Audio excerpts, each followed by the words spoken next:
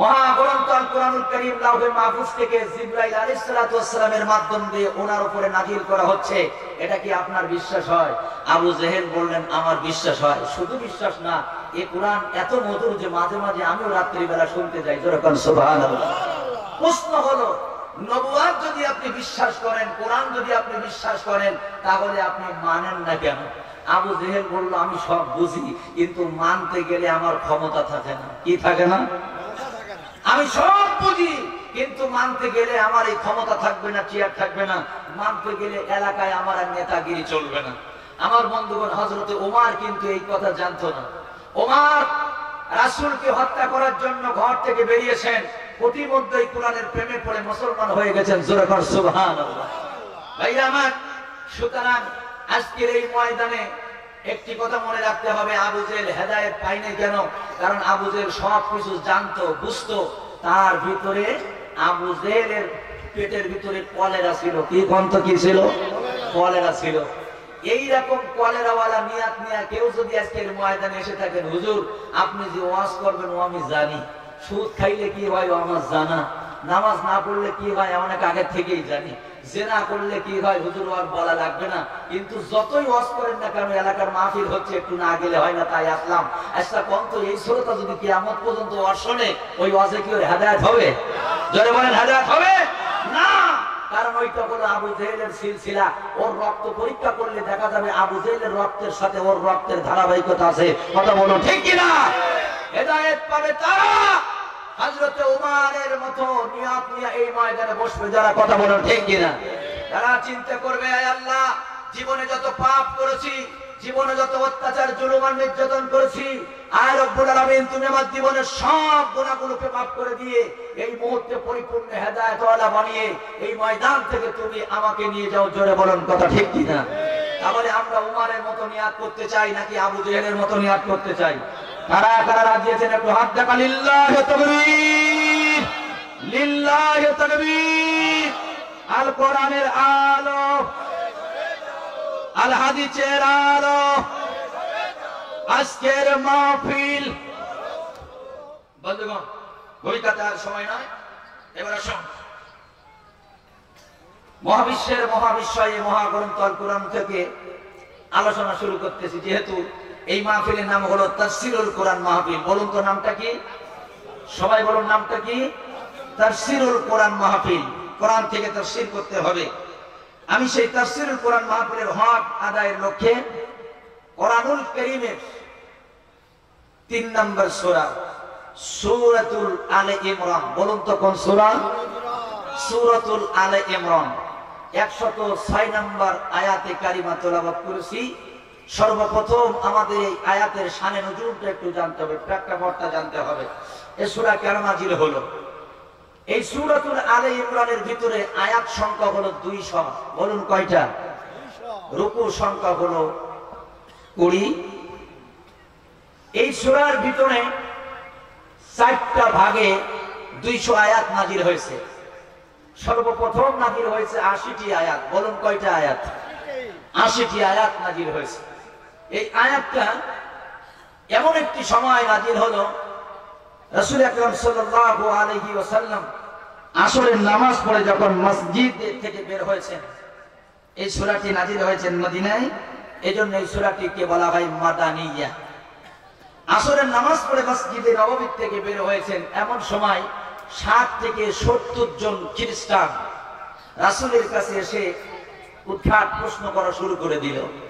তার ভিতরে একটি প্রশ্ন এমন ছিল, একজন বলতেছে, বলুন তো ঈসা আলাইহিস সালাতু ওয়াস সালাম যদি আল্লাহর সন্তান না হবে, তাহলে ওনার বাবার নামটা কি? রাসূল আকরাম সাল্লাল্লাহু আলাইহি ওয়াসাল্লাম তাদেরকে সুন্দরভাবে বুঝায় দিলেন, দেখো ঈসা আলাইহিস সালাতু ওয়াস সালাম উনি যে মানুষের মতো খায়, এটা কি তোমরা মানো? ওরা বললেন মানি। ঈসা আলাইহিস সালাতু ওয়াস সালাম যে রাতের বেলা ঘুমায়, এটা কি তোমরা মানো? ওই মানি। ঈসা আলাইহিস সালাতু ওয়াস সালাম যে পায়খানা করেছে, প্রস্রাব করেছে, এটা কি তোমরা মানো? ওই মানি। তাহলে যদি তিনি আল্লাহর সন্তান হবেন, আল্লাহর ঔরস ঈসা আলাইহিস সালাতু ওয়াস সালামের জন্ম হবেন, তাহলে আমার আল্লাহ তো ঘুমায় না, আমার আল্লাহ তো পান করে না, আমার আল্লাহ তো পায়খানা করে না, প্রস্রাব করে না। জোরে কর সুবহানাল্লাহ। এরকম যুক্তি দেওয়ার পরে ওই কাফের বেঈমানদের মাথাটা যখন নিচু হয়ে গেছে, ঠিক সেই সময় সূরাতুল আলে ইমরানের 1 থেকে 80 আয়াত পর্যন্ত নাযিল হয়েছে। যেরকম সুবহানাল্লাহ।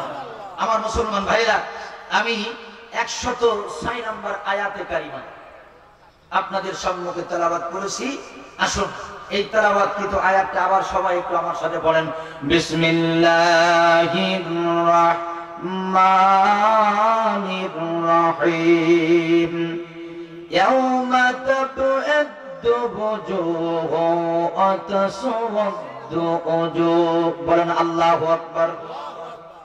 আল্লাহ বললেন, নবীজি, কিয়ামতের ময়দানে এক শ্রেণীর মানুষের চেহারাটা হবে পূর্ণিমার চাঁদের মতো সুন্দর। যেরকম সুবহানাল্লাহ।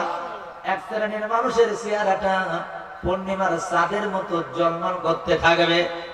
আল্লাহ পাক বললেন, নবী, আর এক শ্রেণীর মানুষের চেহারাটা কিয়ামতের ময়দানে আল-কাতরার মতো কালো হবে। বলুন তো কিসের মতো কালো? এক শ্রেণীর মানুষের চেহারাটা হবে পূর্ণিমার চাঁদের মতো সাদা, আর এক শ্রেণীর মানুষের চেহারাটা হবে কালো। আল্লাহ কি বলবেন, কালো চেহারাওয়ালারা, তোমাদের জন্য আজকে ভালো কোনো স্থান হবে না, কারণ তোমাদের চেহারাটা হলো অতি কালো, তোমাদের স্থান হবে না ভালো। ওয়াসিকাল্লাযিনা কাফারু ইলা জাহান্নামা যুমারা। এই কালো চেহারা মানুষগুলা তোমরা জাহান্নামে চলে যাও, ফেরেশতারা তাদেরকে হাঁকিয়ে জাহান্নামে নিয়ে যাওয়া হবে। তাহলে আপনারা বলুন তো, কিয়ামতের ময়দানে আমরাও চেহারা কি ভালো চাই না কালো চাই? সবাই বলেন, ভালো চাই না কালো চাই? আচ্ছা, দুনিয়াতে কিন্তু কালো চেহারা অনেক সময় মেকআপ করে পরিষ্কার করারও সুযোগ আছে কিনা কোন? এই জন্য আপনাদের এলাকার মহিলারা কি করে জানি না, তবে আমাদের দিকে দেখেছি অনেক মহিলা আছে যারা মাগুরি কালার, তারপরেও কিন্তু তারা রড লাইটের মতো সাদা হতে চায়। ঠিক কিরকম? কিছু কিছু মহিলা আছে দেখবেন মেকআপ এমন করা করেছে, মেকআপ অবস্থায় তাকে ওজন করবেন 50 কেজি হবে, মেকআপ ছাড়া ওজন করলে কমপক্ষে 5 কেজি কমে যাবে। কথা বলেন না কেন? একটু আওয়াজ দিতে হবে মুসলমান আমার ভাইরা। তাহলে কিয়ামতের ময়দানে এক শ্রেণীর মানুষের চেহারা হবে পূর্ণিমার চাঁদের মতো, আর এক শ্রেণীর মানুষের চেহারাটা হবে আল-কাতরার মতো কালো। তাহলে আমরা কি কিয়ামতের ময়দানে চেহারা কালো চাই নাকি ভালো চাই? কারা কারা কালো চেহারা দাবি করতেছেন একটু হাত দেখান। আছে কেউ? নেই। এবার প্রশ্ন হলো, হুজুর, কোন অপরাধের কারণে কিয়ামতের ময়দানে কালো চেহারাটা হবে? আচ্ছা বলুন তো, এটা জানার দরকার আছে না নাই? অবশ্যই আমাদের জানতে হবে।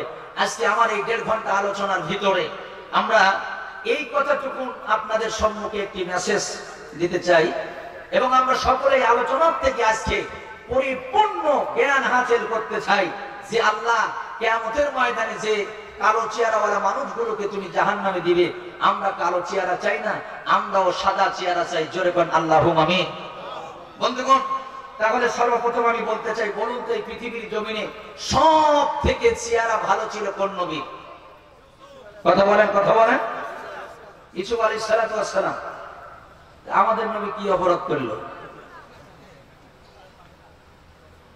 এক নবীর উম্মত হয়ে আমরা আরেক নবীর চেহারার প্রশংসা করতেছি না, ঠিক আছে, এটা হিংসা না, তারপরে হয়তো আমাদের অনেকের জানা নাই। আসুন আগে আমরা একটু হাদিসের ভাষায় জেনে নেই যে পৃথিবীতে সবচেয়ে চেহারা কার ভালো ছিল। যেরকম সুবহানাল্লাহ। বর্ণনা এমন একজনের জবান থেকে আমরা শুনতে চাই। রাসূল আকরাম সাল্লাল্লাহু আলাইহি ওয়াসাল্লাম বলেছেন, খায়রুকুম লিআহলিহি ওয়া আনা খায়রুকুম লিআহলিহি। যার স্ত্রী বলবে ভালো, সেই ভালো। যেরকম সুবহানাল্লাহ। আপনি আমি বললে এটা হবে না, তার স্ত্রীর মুখ থেকে শুনতে হবে। আচ্ছা বলুন তো, আপনার আমার নবীর কয়জন বিবি ছিল? 11 জন। তার ভিতরে একজন বিবির নাম ছিল হযরত আয়েশা সিদ্দিকা। নামটা কি বলুন তো? আয়েশা সিদ্দিকা। তামাম কোরআন রিসার্চ করে দেখা গেছে এই পৃথিবীর জমিনে কোন মহিলা চরিত্রের সার্টিফিকেট আল্লাহ পাক দেন নাই। এমনকি মারিয়াম আলাইহিস সালামের চরিত্রের সার্টিফিকেট ডাইরেক্ট আল্লাহ দেন নাই, তার সন্তানের জবান দিয়ে দিয়েছেন। কিন্তু একমাত্র বিশ্বনবীর 11 জন স্ত্রীর ভিতর থেকে হযরত আয়েশার চরিত্রের সার্টিফিকেট আল্লাহ পাক আসমান থেকে দিয়ে সূরাতুন নূরের ভিতরে আয়াত নাজিল করেছে। জোরে কোন সুবহানাল্লাহ। বন্ধুরা আমার, হযরত আয়েশা সিদ্দিকা রাদিয়াল্লাহু তাআলা আনহা বর্ণনা করেন, এ দুনিয়ার মানুষেরা শুনে নাও, তোমাদের কাছে সূর্য হলো একটা, কিন্তু আমি আয়েশার কাছে সূর্য হলো দুইটা। জোরে বলেন কয়টা? আয়েশা বলে আমার কাছে সূর্য হলো দুইটা। একটা সূর্য সকালবেলা উদিত হয় আর সন্ধ্যার সময় অস্তে যায়। আমার ঈশার নামাজের পরে আমার ঘরে একটা সূর্য আছে, এই সূর্যটা আর কেউ না। আমার ঘরটা যখন অন্ধকার থাকে, আমার স্বামী আখিরি জামানার নবী বিশ্ব নবী জনাবে মুহাম্মদুর রাসূলুল্লাহ যখন এসার পরে আমার ঘরের ভিতরে ঢোকে, ওই আকাশের সূর্যের মতো আমার অন্ধকার ঘরটা রাতের বেলা আলোকিত হয়ে যায়। আমরা যারা বলেছি সব থেকে ইউসুফ আলাইহিস সালাতু ওয়াস সালামের চেহারা ভালো ছিল, হযরত আয়েশা সিদ্দিকা আরো কি মেসেজ দিয়েছেন উনি বর্ণনা করেন। হযরত ইউসুফ আলাইহিস সালাতু ওয়াস সালামকে বিবি জুলেখা ভালোবেসে একটি বিপদে পড়লেন। তার বান্ধবীরা একদিন বলেছিল, বান্ধবীরা রে, তোর রুচি এত খারাপ, তোর সাথে আর আমরা মিশতে চায় না। এ বান্ধবী জুলেখা, বাড়ির গোলামকে ভালোবেসে তুই জীবন জৈবনজার করে দিলি, তোর বাড়িতে আর আসতে চায় না, তোর সাথে আমরা মিশতে চায় না। বুদ্ধিমতী নারী জুলেখা তার বাড়িতে বান্ধবীদেরকে দাওয়াত দিয়া হযরত ইউসুফ আলাইহিস সালাতু ওয়াস সালামকে ওই মজলিসে এনে বান্ধবীদের হাতে একটি করে আপেল আর একটি করে ছুরি দিয়া বলে, এইবার তোমরা আপেলটা কাটো। কিতাবের মধ্যে লেখে ইউসুফ আলাইহিস সালাতু ওয়াস সালামের চেহারা দেখে প্রত্যেকটা বান্ধবী পাগল হয়ে গেছে, আর আপেলের দিকে কারোর নজর নাই। ইউসুফ নবীর চেহারা দেখে তারা এতটাই অবাক সেদিন হয়েছিল যে আপেল কাটতে যায়া তারা আপেলের স্থানে আঙ্গুলের হাত কেটেছিল। জোরে কোন সুবহানাল্লাহ। এ দুনিয়াবাসী, হযরত আয়েশা সিদ্দিকা বলেন, এ তোমরা শুনে নাও, যে মজলিসে ইউসুফ নবীর চেহারা দেখে আপেল না কেটে হাতের আঙ্গুল কেটেছিল, ওই ময়দানে যদি আমার স্বামী আখিরি জামানার নবী বিশ্ব নবীকে আনা হতো, ইউসুফ নবীর চেহারা দেখে যারা হাতের আঙ্গুল কেটেছিল, ওইখানে মুহাম্মদ সাল্লাল্লাহু আলাইহি সাল্লামকে যদি দেখতো, ওরা হাতের আঙ্গুল না, ওই মুহূর্তে ওদের কলিজাটা কেটে দিত।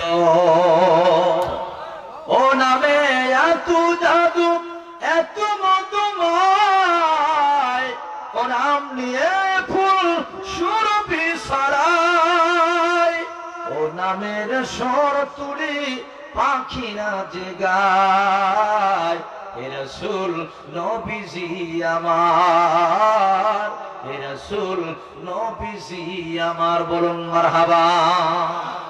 তাহলে এইবার আপনাদের বলতে হবে, ইউসুফ আলাইহিস সালাতু ওয়াস সালামের চেহারা দেখে যারা হাতের আঙ্গুল কেটেছিল, হযরত আয়েশা বলেন আমার স্বামী কইখানে আনা হলে আমার স্বামীকে যারা কলিজাটা কেটে দিল, আপনারাই বলেন, আপনারাই সিদ্ধান্ত নেন, ইউসুফ নবীর চেয়ে আপনার আমার নবীর চেহারা ভালো ছিল না খারাপ ছিল?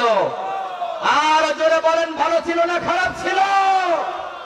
আর তামাম পৃথিবী প্রত্যেকটা মুসলমানের হৃদয়ে দাও দাও করে আগুন জ্বালিয়ে দিয়ে ওই ফ্রান্সের সরকার ম্যাকরন সেই সুন্দর নবীর কার্টুন তৈরি করে তার দেশের প্রত্যেকটা মোড়ে মোড়ে টাঙিয়ে দিয়েছে। শুধু তাই নয়, আপনার আমার কলিজার নবীর সেই ছবিটাকে উত্তর গোলায় ছড়িয়ে এই ফ্রান্সের কুখ্যাত ম্যাকরন প্রমাণ করেছে তাম পৃথিবীর প্রত্যেকটা মুসলমান মুসলিম জাতি এই মুহূর্তে ওই ম্যাকরনকে যদি সামনে পায়, ওরে কুত্তার মতো এই ম্যাকরনকে তারা তাড়িয়ে আমার মুসলমান ভাইরা পৃথিবীর থেকে বিদায় করতে চায়। কথা বলুন ঠিক কিনা? ম্যাকরন যে অপরাধ সে করলো, ইতিমধ্যে তার প্রতিবাদ আল্লাহ আসমান থেকে করেছেন।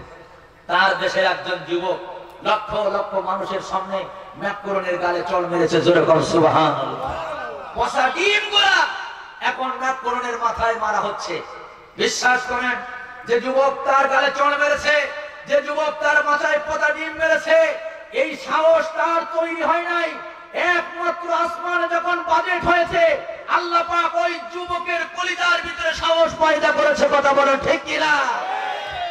আমার মুসলমান ভাইরা, আজ যারা ওই ভারতের বুকে আপনার আমার নবীকে নিয়ে, আপনার আমার নবীর বংশ নিয়ে কটূক্তি করতেছে, গত কয়েকদিন আগে আপনারা দেখেছেন একদল তারা মিছিল করতেছে, মুহাম্মদকে বাবার নাম, জয় শ্রীরাম, জয় শ্রীরাম। জোরে কর নাউজুবিল্লাহ। তারা বলতেছে মুহাম্মদকে বাবার নাম, জয় শ্রীরাম, জয় শ্রীরাম। আমি আজকের এই ধুলিয়াবাসীকে বলে গেলাম, এই বাংলাদেশে আমরা বসবাস করি, এই বাংলাদেশে বসবাস করে অনেক রাষ্ট্রের সাপোর্ট এই বাংলাদেশে আছে। কেউ আমেরিকার সাপোর্টার, কেউ ইন্ডিয়ার সাপোর্টার, কেউ ফ্রান্সের সাপোর্টার, কেউ জাপানের সাপোর্টার, কেউ জার্মানির সাপোর্টার। কথা বলুন ঠিক কিনা? আমি আপনাদের একটি মেসেজ দিয়ে গেলাম, যে ফ্রান্সের সরকার ম্যাকরন আপনার আমার কলিজার নবীর চেহারা নিয়ে কুত্তার গোড়ায় ঝুলিয়েছে, আপনার আমার কলিজার নবীকে আঘাত করেছে, ওই ম্যাকরনের যদি কেউ সাপোর্ট করে, ওই ফ্রান্সের সাপোর্টার যদি বাংলাদেশে থাকে, আমি মনে করি বাংলাদেশ থাকার তার কোনো অধিকার নাই, তার ওই ম্যাকরনের দেশে পাঠানো দরকার। কথা বলে ঠিক কিনা? কারণ এই পৃথিবীর জমিনে আপনার আমার নবীর মতো সুন্দর চেহারা আর কারো যেরকম ছিল না। হযরতে জাবের রাদিয়াল্লাহু তাআলা আনহু বলেন, আমি এক পূর্ণিমার রাতে কনফিউশনে পড়ে গেলাম, একবার চাঁদের দিকে তাকাই, একবার রাসূলের দিকে তাকাই, কার চেহারা ভালো? হযরতে জাবের বলেন, আমি অনেকক্ষণ তাকিয়ে দেখলাম চাঁদ বেশি সুন্দর না আমার রাসূল বেশি সুন্দর। সর্বশেষ আমি এই সিদ্ধান্তে উপনীত হলাম যে চাঁদের মাঝখানে কিছু কালা কালা দাগ দেখা যায়, কিন্তু আমার রাসূলের চেহারার ভিতরে কোনো কালা নাই। সুতরাং তিনি চিৎকার করে বললেন, চাঁদের চেয়ে আমার রাসূলের চেহারা সুন্দর। জোরে জোরে বলেন সুবহানাল্লাহ। ভাইরা আমার, বলতেছিলাম যে কিয়ামতের ময়দানে এক শ্রেণীর মানুষের চেহারাটা কালো হবে, আর এক শ্রেণীর মানুষের চেহারাটা চাঁদের মতো উজ্জ্বল হবে। তাহলে আমাদের চেহারাটা কি কালো চাই না চাঁদের মতো উজ্জ্বল চাই? কারা এই চেহারাওয়ালা মানুষ হবে, এইটা আমাদের জানা দরকার। সাহাবীরা প্রশ্ন করেন, ইয়া রাসূলুল্লাহ, কিয়ামতের ময়দানে কাদের চেহারা আল কাদরার মতো কালো হবে? নবীজি বললেন, সাহাবীরা রে, প্রত্যেকটা মানুষের কাছে একটা গোশতের টুকরা আছে, ওই গোশতের টুকরাটার নাম হলো কলব। জোরে বলেন নামটা কি? ওই গোশতের টুকরাটার নাম হলো কলব। এই কলব হলো তিন প্রকার। জোরে বলেন কয় প্রকার? এই তিন প্রকার কলবের ভিতরে একটা কলবের নাম হলো কলবে সালিম, আর একটা কলবের নাম আছে কলবে মাইয়িত। একটা হলো মরা কলব, আর একটা হলো কলবে সালিম, সুস্থ কলব। নবীজি বললেন, সাহাবীরা, পৃথিবীর জমিনে যাদের কলবটা থাকবে সুস্থ, যাদের কলবটা থাকবে পৃথিবীর জমিনে পরিষ্কার, কিয়ামতের ময়দানে আল্লাহ পাক বলেছেন তাদের চেহারাটা নূরে ঝলমল করতে থাকবে। একবার জোরে বলা যাবে কি মারহাবা? এখন দুনিয়াতে অনেকেই মনে করে, হুজুর আমার চেহারা তো ভালো না, আমি কালো, তাহলে আমারও মনে হয় কিয়ামতের ময়দানে কালো হয়ে উঠতে হবে। না, রাসূল বলেছেন না, দুনিয়াতে তোমার চেহারা কালো এই জন্য কিয়ামতের ময়দানে তুমি কালো হয়ে উঠবে, এটা নয়। এই পৃথিবীর জমিনে এমন 4 মানুষ ছিল যারা চোখ থেকে কালো ছিল, যাদের ঠোঁট ছিল মোটা, যারা ছিল বেটে, যারা ছিল অতিরিক্ত কালো মানুষ। আমার ভাইজান, তাদের সংখ্যা ছিল 4 জন। জোরে বলেন কয়জন? এই পৃথিবীতে 4 জন মানুষ ছিলেন অধিক পরিমাণে কালো, তারা ছিলেন আল্লাহর কাছে সবচেয়ে ভালো। অনেকে দুনিয়া থেকে জান্নাতের সুসংবাদ নিয়ে গেছেন। জোরে কোন সুবহানাল্লাহ। আচ্ছা, এই 4 জন কালো মানুষের ভিতরে একজনের নাম আপনারা বলেন তো কি? মাশাআল্লাহ, একজনের নাম হলো হযরতে, আবার বলেন হযরতে বেলাল। একজন হলেন হযরতে বেলাল। বেলাল রাদিয়াল্লাহু তাআলা আনহুর হাতের তলা পর্যন্ত কালো ছিল। শুধু হাতের তলা নয়, তার জিহ্বাটা পর্যন্ত কালো ছিল। বেলাল রাদিয়াল্লাহু তাআলা আনহু এই পৃথিবীর জমিনে রাসূল বলেছেন, আমার আগে কেউ জান্নাতে যেতে পারবে না। যতক্ষণ আমি রাসূল জান্নাতে না যাব, আমার উম্মতের আগে কোন উম্মতেরা জান্নাতে যেতে পারবে না। যতক্ষণ পর্যন্ত আমার উম্মতেরা জান্নাতে না যাবে, বিশ্ব নবীর পরপরই হযরতে বেলাল জান্নাতে ঢুকবে। জোরে জোরে কোন সুবহানাল্লাহ। বন্ধুরা আমার, ভাইরা আমার, তাহলে এইবার আসেন হযরতে বেলালের কাছে প্রশ্ন করি, বেলাল, তুমি ছিলে সবথেকে কালো, তোমার চেহারা ভালো ছিল না, তোমার ঠোঁটটা মোটা ছিল, হাতের তলা কালো ছিল, জিহ্বা পর্যন্ত কালো ছিল। হে বেলাল, তোমার কলবটা তুমি কি দিয়া পরিষ্কার করেছো? বেলাল বলেছে, 2টা আমল দিয়া। জোরে বলেন কয় আমল দিয়া? বলে 2টা আমল দিয়ে আমি আমার কলবটাকে পরিষ্কার করেছিলাম। আমার ভাইরা, বেলালের সম্মান কত বেশি, বেলালের মর্যাদা কত বেশি, সর্বপ্রথম আপনার আমাকে একটু জানতে হবে। বিশ্বনবী নিজেই বলেছেন, কিয়ামতের ময়দানে সব মানুষদের কাছে আমলনামা চাওয়া হবে, শুধু বেলালের কাছে আমলনামা চাওয়া হবে না। আল্লাহ পাক ডেকে বলবেন, বেলাল রে, তোমার কাছে আমি আমলনামা চাই না, বেলাল, এই হাসরবাসীদেরকে তোমার মধুর কণ্ঠে তুমি একটা আজান শোনায়া দাও। আল্লাহু আকবার।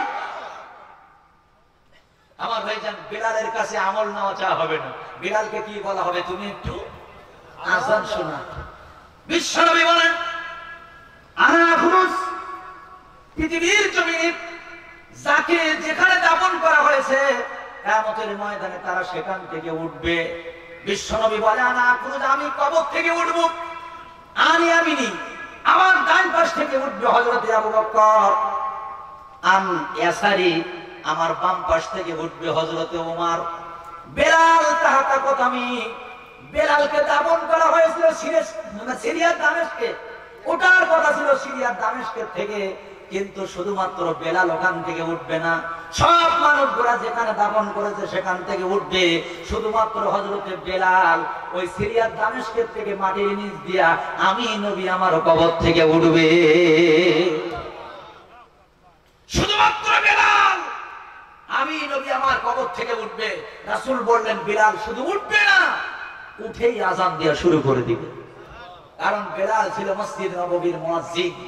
আমার ভাইজান, আজান এত মধুর, আজান এত প্রিয় যে আল্লাহ পাক নিজেই বলবেন, বেলাল এই হাসরের ময়দানে একটা আজান শোনাও, কারণ তোমার আজান শুনতে সবার মনে চায়, এমনকি আমি আল্লাহ তাআলা আমারও ভালো লাগে। জোরে কোন সুবহানাল্লাহ। তাহলে আজানের প্রতি আমাদের শ্রদ্ধা, আমাদের ভালোবাসা আছে না নাই? সবাই চিল্লায় বলতে হবে, আছে না নাই? আজকে কষ্ট লাগে এক জায়গায়, এবছর বিশ্বকাপ, টি-20 বিশ্বকাপ, আমার দেশের সোনার ছেলেরা যাদের নাম দেওয়া হচ্ছে টাইগার, লক্ষ লক্ষ টাকা যাদের পিছনে খরচ করা হয়, আপনারা দেখেছেন তারা সেই টাইগারের সম্মান কেমন রেখেছে। বিমানবন্দরে এসে তারা ঘুমটা দিয়ে দিয়ে বিমানবন্দর থেকে পালিয়ে চলে গেছে। আমার মুসলমান বন্ধু, আজকে বাংলাদেশের ক্রিকেট এই টিমে অধপতনের যত কারণ, আমি একটি মাত্র কারণ বলবো, ওই ভারতের কুলাঙ্গার সোনু নিগম, যে বলেছে ফজরের আজান শুনলে আমার ঘুমের ডিস্টার্ব হয়, যে বলেছে আমি আজান বন্ধ করে দিতে চাই। গত বছর আপনারা দেখেছেন ওই সোনু নিগমকে লক্ষ লক্ষ টাকা দিয়ে এই বাংলাদেশের বিপিএল খেলার উদ্বোধন যারা করেছে, সেই দিন থেকে বাংলাদেশের অধপতন এসেছে। কথা বলেন ঠিক কিনা? সুতরাং এখনো এই জাতিকে আল্লাহর কাছে তওবা করতে হবে, এখনো সময় আছে, আল্লাহর কাছে ক্ষমা চাইতে হবে। জোরে বলুন কথা ঠিক কিনা? যতই মাঠের মধ্যে নামাজ পড়ো না কেন, তোমাদের তওবা করতে হবে। যে কুলাঙ্গার আজানের বিরোধিতা করেছে, সেই কুলাঙ্গারকে বাংলাদেশে দাওয়াত দিয়ে আনা হবে, এটা কোন মুসলমান বরদাস্ত করতে পারে না। আজকে আমাদের সমাজে অনেকে বলে ভারত আমাদের সাথে স্বামী স্ত্রীর সম্পর্ক, অনেকেই বলে ভারত আর বাংলাদেশের কাঁটাতার থাকে না, থাকবে না।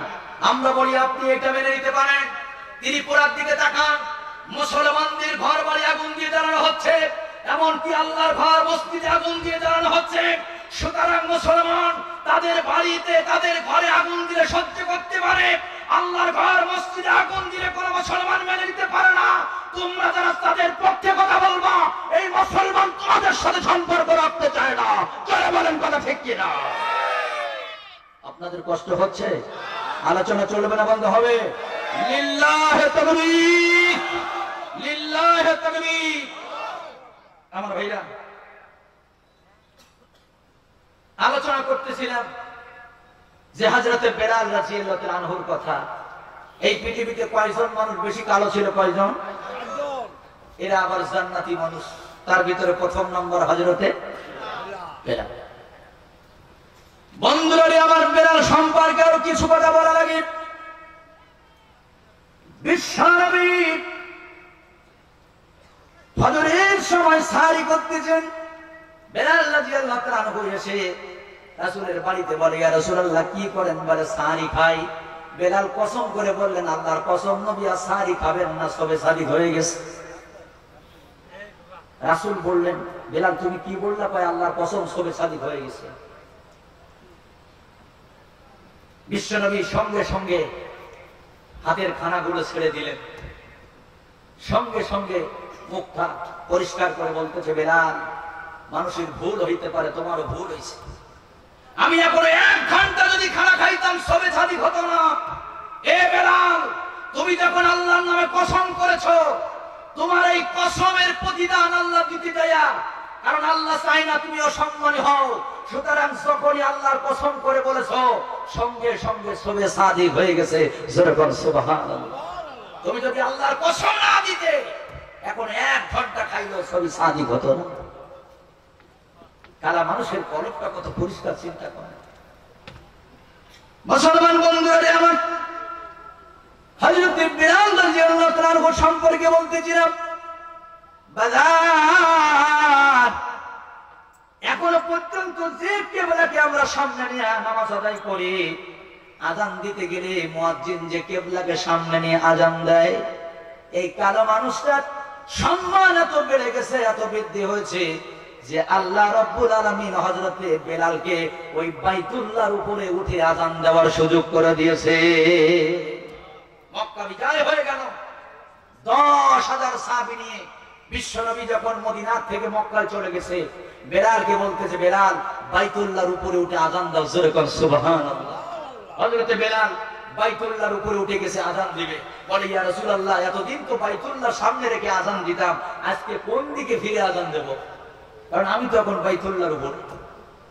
বিশ্বনবী বলেন, বেলাল রে, এই মুহূর্তে তুমি বাইতুল্লাহর উপরে আযান দিতেছো, বেলাল কোন দিকে আযান দিতে তুমি চাও? বলে, ইয়া রাসূলুল্লাহ, আপনি বলেন আমি কোন দিকে আযান দেব? বিশ্বনবী বলেন, বেলাল রে, এই মুহূর্তে তুমি আমি নবী আমার দিকে ফিরে আযান দাও। আল্লাহু আকবার। রাসূল বলেছেন, এই মুহূর্তে আমার দিকে ফিরে আযান দাও। শুধু তাই না, বিশ্বনবী বলেছেন, শয়তান আমার সুরাত নিতে পারে না। সুতরাং যারা রাতের অন্ধকারে আমার স্বপ্ন দেখতে ঘুমের ঘরে, রাসূল বলেন তারা জান্নাতি মানুষ। জোরে কোন সুবহানাল্লাহ। হযরত বেলাল যখন রাসূলের ইন্তেকালের পরে মদিনা ছেড়ে সিরিয়াতে চলে গেলেন, 4 মাস পরে রাসূল ঘুমের ঘরে বলতেছে, বেলাল এখানে আর থাকা যাবে না, তোমার কণ্ঠে আযান শুনতে আমার মনে চাচ্ছে। বেলাল রে, এই মুহূর্তে তুমি সিরিয়া থেকে চলে আসো, আমি তোমার কণ্ঠে আযান শুনতে চাই। আর জোরে কোন সুবহানাল্লাহ। বন্ধুরা আমার, এই বেলালকে বলা হলো, বেলাল কোন কোন কারণে তুমি কালা মানুষ তোমার কলবটা পরিষ্কার করতে পেরেছো? বেলাল একটু বলো না। বেলাল বলে, 2টা আমল করতাম। জোরে বলুন, কয়টা? সবাই বলেন, বেলাল কয় আমল করত? বেলাল বলে, 2টা আমল করতাম। 1 নম্বর আমল হলো, আল্লাহর ঘর মসজিদে যখন আমি ঢুকি, 2 রাকাত নামাজ না পড়ে আমি বেলাল মসজিদে বসি না। এজন্য রাসূল বলেছেন যে মসজিদে যখন তোমরা ঢুকবে, সর্বপ্রথম 2 রাকাত নামাজ পড়বে, তারপরে মসজিদে বসবে। জোরে কোন সুবহানাল্লাহ। তাহলে বিলালের আমল ছিল আগে 2 রাকাত নামাজ পড়া, তারপরে মসজিদে বসা। আর আমাদের আমল হলো মসজিদে ঢুকে আগে ফ্যান ছাড়া। কথা বলেন না কেন? আগে ফ্যান ছাড়া, তারপরে মসজিদে বসে সময় যদি পাইতে পড়লাম, না হয় নাই। তাহলে বেলাল যে আমল দ্বারা তার কলবকে পরিষ্কার করেছে, বলুন তো এই আমলটা আমাদের ধরে রাখার দরকার আছে না নাই? আর জোরে বলেন, আছে না নাই? আমার মুসলমান ভাইরা, তবে তারপরে আমরা কিছু কিছু মানুষ এত ব্যস্ত আছি, আগে তো এই দুখুলুল মসজিদ, তাহিয়াতুল উযু এইগুলো আমরা পড়তেই চাই না। এমনকি এমনও মানুষ আছে যারা দেখবেন ফরজ, শুধুমাত্র ফরজ নামাজ আদায় করার পরে তারা এত ব্যস্ততার সাথে চলে যায় যে আরেকজনের জুতা পায়ে দিয়ে খানিক দিয়ে যায়, বলে পায়ে ফাটতেছে না কেন, কার জুতা পায়ে দিয়ে আসলাম। জোরে বলেন, কথা ঠিক কিনা? সুতরাং এই জন্য বিলাল বলে, 1 নম্বর আমল হলো মসজিদে ঢুকেই আগে নফল নামাজ পড়া। সুবহানাল্লাহ। বন্ধুরা আমার, হযরত বিলাল বলে, আমার 2 নম্বর আমল হলো, আমার যখন ওযু ছুটে যাবে, সঙ্গে সঙ্গে আমি বিলাল ওযু করে নেই। কখনো আমি নাপাক থাকি না, নাপাক থাকতে আমি পছন্দ করি না। 2 নম্বরে বিলাল বলে, আমার আমল, রাত দিন 24টা ঘন্টা আমি ওযুরত অবস্থায় থাকি। বলুন সুবহানাল্লাহ। আল্লাহ পাক কুরআনুল কারীমের মধ্যে বলেন, আমি পবিত্রতাকে বেশি ভালোবাসি। সুবহানাল্লাহ। কম পবিত্রতা এমন একটা জিনিস, আল্লাহ পাক পবিত্র, রাসূল পবিত্র, বাইতুল্লাহ পবিত্র। আমরা মুসলিম জাতি, এই মুসলমান কিন্তু এত পবিত্র। কি জন্য? সূরাতুত তাওবায় আল্লাহ পাক বলেছেন, ইয়া আইয়ুহাল্লাযীনা আমানু ইন্নামাল মুশরিকুনা নাজাসুন ফালা ইয়াকরাবুল মাসজিদাল হারামা বা'দা আমিহিম হাযা। এ রাসূল, এবছর যারা বাইতুল্লাহর ভিতরে ঢুকেতে থাক, কিছু বলবেন না, আগামীতে একটাও নাপাক যেন বাইতুল্লাহর ভিতরে না আসে, কারণ আমি আল্লাহ পবিত্রতাকে ভালোবাসি। বাইতুল্লাহ আসতে গেলে কালেমার পানি দিয়ে গোসল করা লাগবে, যেরকম সুবহানাল্লাহ। এই জন্য আল্লাহ বলেছেন যে বাইতুল্লাহর ভিতরে আসতে গেলে কালেমার পানি দিয়ে গোসল করতে হবে। কিসের পানি কন্ত? কালেমার পানি দিয়ে গোসল করতে হবে। যারা কালেমা পড়বে না, আল্লাহর কোরআন বলেছে এটা আসাদুজ্জামানের কথা নয়, সূরাতুত তাওবার 28 নম্বর আয়াতের দলিলে এরা হলো নাপাক। জোরে কোন এরা কি? আরো জোরে বলেন এরা কি? কালেমা পড়বে না, এরা নাপাক। মনে রাখতে হবে ইসলাম হলো সাম্প্রদায়িক সম্প্রীতিকে ভালোবাসে, এটা কখনো অপছন্দ করে না। তবে আমাদের দেশের কিছু মানুষ এইটা অনেক সময় বোঝে না, একটু উল্টায় ফেলে। বলবেন হুজুর কি ইসলাম এতটাই সুন্দর ধর্ম, ইসলাম এতটাই পবিত্র ধর্ম যে সাম্প্রদায়িক সম্প্রীতি ইসলাম সর্বপ্রথম দেখাইছেন, সুবহানাল্লাহ। এখন আমরা সাম্প্রদায়িক সম্প্রীতি দেখাচ্ছি যে ধর্ম যার যার উৎসব সবার না, এটা সাম্প্রদায়িক সম্প্রীতি না। আমি ছোট্ট করে সাম্প্রদায়িক সম্প্রীতি বোঝাচ্ছি, কষ্ট হচ্ছে না তো আপনাদের? সকালবেলা দোকান খুলেছে দুইজন, একজন হিন্দু একজন মুসলমান। বলেন তো কয়জন? দুইজন দোকান খুলেছে সকালবেলা, একজন হিন্দু একজন মুসলমান।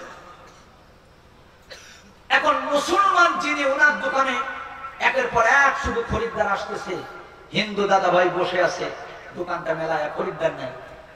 50 জন খরিদ্দার যখন এসে গেছে মুসলমানের দোকানে, 50 জন থেকে একজন এসে বলতে যে ভাই এক কেজি চাউল দেন, উনি বললেন নাই, অন্য দোকানে যান। একজন এসে বলে এক কেজি চাউল দেন, উনি বলে নাই। একজন বলে একটা সাবান দেন, উনি বলেন নাই। এক রাগান্বিত ব্যক্তি এসে ওনাকে ঠাস করে চড়ে একটা চড় দেয়। মুখে দাড়ি নিয়ে মাথায় টুপি দিয়ে মিথ্যা কথা বলো, তোমার দোকানে চাউল আছে, ডাউল আছে, সাবান আছে, অথচ তুমি খরিদ্দার গুলা তাড়াই দিতেছো, ব্যাপার কি?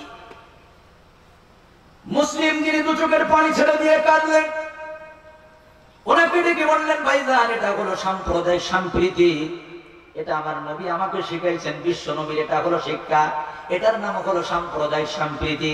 বলে কি সাম্প্রদায়িক সম্প্রীতি তুমি বোঝাতে চাচ্ছ একটু বলো। মুসলিম দোকানদার বললেন একসাথে সকালবেলা দোকান খুললাম, একজন হলো হিন্দু আর আমি মুসলমান, আমার দোকানে 50 জন খরিদ্দার এসেছে, 500 টাকার মতো ইনকাম আমার হয়ে গেছে। আমি তাকিয়ে দেখলাম পার্শ্ববর্তী আমার হিন্দু দাদা ভাই দোকান খুলে বসে আছে, তার দোকানে কোনো খরিদ্দার নাই। সন্ধ্যার সময় আমি যখন বাড়ি যাব, আমার ছেলেটা এসে বলবে আব্বু মিষ্টি দাও। মিষ্টির টোপলাটা আমি তার কাছে যখন দেবো সে অনেক খুশি হবে, আমার মুখে সোমা দিয়ে হাসতে হাসতে মিষ্টি খাওয়া শুরু করবে। তোমরা কেউ জানো না, আমি জানি। ওই হিন্দু দাদা ভাই সন্ধ্যার সময় যখন বাড়িতে যাবে, ওনার বাড়িতে এক জনম দুঃখিনী মা আছে অসুস্থ, প্রতিদিন তার 100 টাকার ঔষধ লাগে। ওনারও ছোট একটি বাচ্চা আছে, সন্ধ্যার সময় যখন বাড়ি যাবে ছোট্ট বাচ্চাটা বলবে আব্বু মিষ্টি দাও। যদিও মানুষটা হিন্দু, তারপরে বলবে আমার আজকে বেচাকেনা ভালো হয়নি। মাকে বলবে মা ঔষধ দেন, ঔষধ দিতে পারলাম না। বাচ্চাটাকে বলবে তোমার খাইতে দিতে পারলাম না। কেউ জানে না, আমি জানি। তার জনম দুঃখিনী মা আছে, বাচ্চা আছে। আমার 50 জন খরিদ্দার নিয়ে প্রত্যেকটা খরিদ্দার আমি তার দোকানে পাঠায় দিতেছি, এটার নাম হলো সাম্প্রদায়িক সম্প্রীতি। আপনার বাড়ির পাশে একজন হিন্দু আছে, খোঁজ নেন। আপনার বাড়ির পাশে একজন হিন্দু, তার মা অসুস্থ, বাবা অসুস্থ, প্রয়োজনে হাসপাতালে নিয়ে যাবেন। রক্তের প্রয়োজন হলে 1 ব্যাগ রক্ত দিবেন, এটার নাম হলো সাম্প্রদায়িক সম্প্রীতি। তাদের মন্দিরে আঘাত করবেন না, তাদের কোনো প্রতিভা ভাঙবেন না। কিন্তু আজকে আমরা সাম্প্রদায়িক সম্প্রীতি দেখাই কি দিয়া? ধর্ম যার যার উৎসব সবার। ভাইজান এইটা না, ধর্ম যার যার উৎসব তার। কথা বলেন না কেন? যদি ধর্ম যার যার উৎসব সবার হয়, ওই ভারতে যারা গরুর প্রস্রাব খায় আমাদেরও প্রস্রাব খাওয়া লাগবে। যারা গো পূজার উদযাপন করে আমাদেরও গরুর পায়খানা মাখা লাগবে। এটার নাম হলো ধর্ম যার যার উৎসব সবার। এটা নয়। সাম্প্রদায়িক সম্প্রীতি হলো একজন আর একজনের প্রতি ভালোবাসা দেখানো। জোরে জোরে বলেন কথা ঠিক কি না? বিশ্বনবী দেখাইছে। আপনাদের কষ্ট হচ্ছে? বন্ধ করবে না চলবে? লিল্লাহি তাকবীর। মুসলমান বন্ধুরা আমার বলতেছিলাম হযরত বেলালের কথা। কিয়ামতের ময়দানে কাদের চেহারাটা ভালো হবে আর কাদের চেহারাটা আলকাতরার মতো কালো হবে। তার ভিতরে একজন হলো হযরত বেলাল। বিশ্বনবী বললেন মেরাজে গেলাম, জিবরাইলকে জিজ্ঞাসা করলাম এটা কি? বলে এটা হলো জান্নাত। জান্নাতের ভিতরে ঠসঠস কিসের আওয়াজ পাওয়া যায়। বিশ্ব নবীকে জিবরাইল বললেন, নবীজি এইটা হলো আপনার সাহাবী হযরত বেলালের লাঠির আওয়াজ। একবার জোরে জোরে বলুন সুবহানাল্লাহ। তাই বেলালের আমল ছিল কয়টা? সবাই বলেন কয়টা? বেলালকে উমাইয়া বিন খালফ উত্তপ্ত বালুর উপরে শোয়া যে নির্যাতন অত্যাচার জুলুম তারপরে করেছিল, তারপরে তার জবান একটি শব্দ ছিল আহাত আহাত। কথা বলুন ঠিক কিনা? এ মুসলমান মনে রাখতে হবে, শত অত্যাচার জুলুম আর নির্যাতনের পরে বিলালের জবান থেকে আহাত আহাত শব্দটা যখন বের হয় নাই, আল্লাহ পাকের ওই আরশে বেলালের নাম উঠে গেছে। রাসূলের পরপরই বেলালকে আল্লাহ তাআলা জান্নাতি ঘোষণা করেছেন।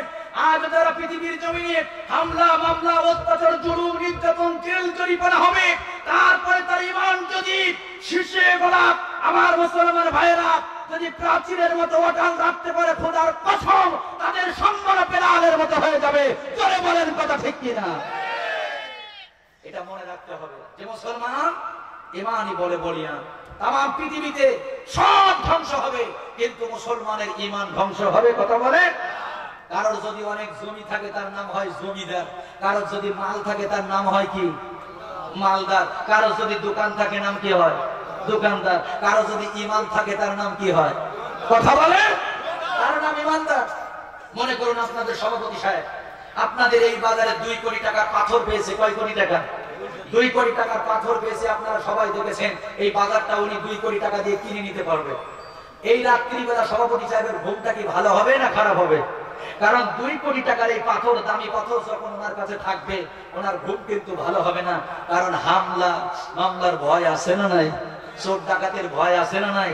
কারণ এই 2 কোটি টাকা দিয়ে একটা বাজার কিনে নেওয়া যায়, এই জন্য ওনার ঘুম হবে না, ভয় থাকবে।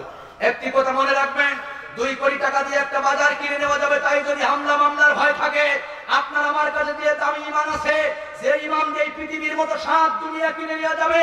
ও মুসলমান, ওই ঈমান যার কাছে আছে, তারপরে অত্যাচার জুলুম নির্যাতন জেল জরিমানা আসতে পারে, এতে মুসলমানের ভয় করলে হবে না। জোরে বলেন কথা ঠিক কিনা? ভাইরা আমার, বলতেছিলাম 2 নম্বর আর একজন কালা মানুষের কথা বলি, নামটা হলো হযরতে লোকমান। জোরে বলেন নামটা কি? সবাই আওয়াজ দিয়ে বলেন নামটা কি? হযরতে লোকমান। একেতে বেটে, তারপরে ঠোঁটটা পুরু, তারপরে নাক চ্যাপ্টা, তারপরেও কালা। শুধু কালা না, হাতের তলাও কালা। মুসলমান বন্ধুরা রে আমার, কোরআনুল কারীমের ভিতরে 114টা সূরার ভিতরে অনেক নবীদের নামে আল্লাহ পাক সূরা নাযিল করেন নাই। ইনি তো নবী না, ইনি ছিলেন একজন রাখাল, ছাগল চড়াইতো, একজন গোলাম। এই গোলামের কি এমন আমল থেকে কি এমন জিনিস পছন্দনীয় হয়েছে যে আল্লাহ রাব্বুল আলামিন এই হযরতে লোকমানের নামে পূর্ণাঙ্গ একটা সূরা নাযিল করেছে। একবার জোরে বলা যাবে কি সুবহানাল্লাহ? লোকমানের নামে সূরা আছে না নাই? আছে, আছে।